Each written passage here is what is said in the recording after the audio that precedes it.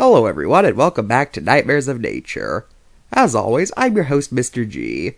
Today, we're talking about the world's biggest lizard, the Komodo Dragon. The Komodo Dragon, Varansis komodoensis, is a reptile. It's a carnivore. It was described in 1912, and it lives in Indonesia.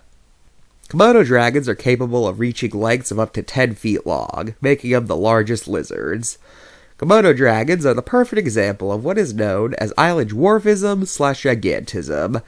You see, animals that live on islands are interesting because they can either be larger than their mainland relatives or smaller. Komodo dragons obviously fall into the former camp, as do Galapagos giant tortoises, and the extinct eagle, the Haast's eagle.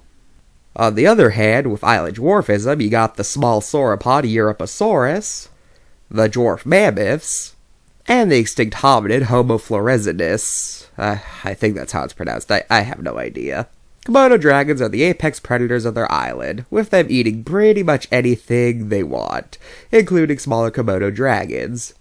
Now, the way Komodo dragons hunt is almost nothing like the way media portrays it.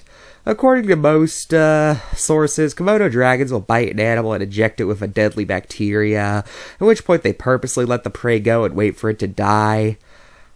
However, in real life, it's a lot less complicated.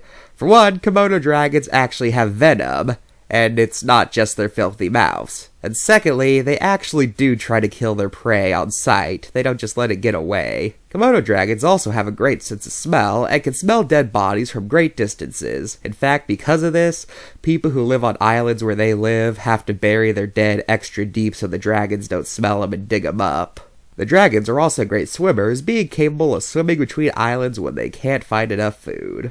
Overall, Komodo dragons are very cool animals and just happen to be one of my favorite reptiles. Okay, let's look at the card.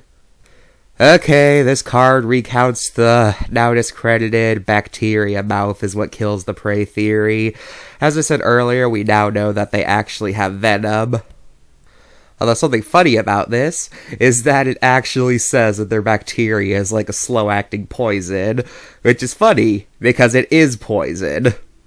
Or venom. You know what I mean. So yeah, 9 out of 10.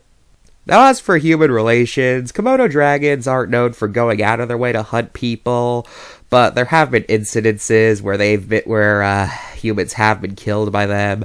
Usually either probably because humans are provoking them or things like that. And again, why on earth would you go after a large predatory animal? You're just asking for trouble at that point.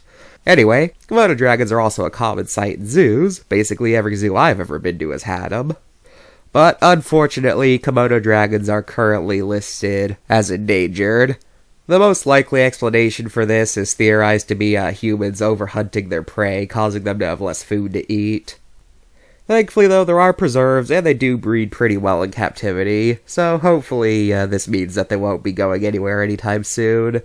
I don't know what it is about island life and humans managing to drive them to extinction, but between the dodo, the wara, the Pinta Island tortoise, I think humans should just stop messing with island life, because it seems like every time we do, it goes extinct in just a few centuries.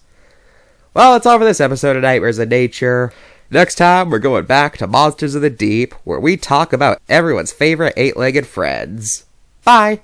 Mr. G, can you come here for a second? Coming! Alright, Catherine, what seems to be the problem?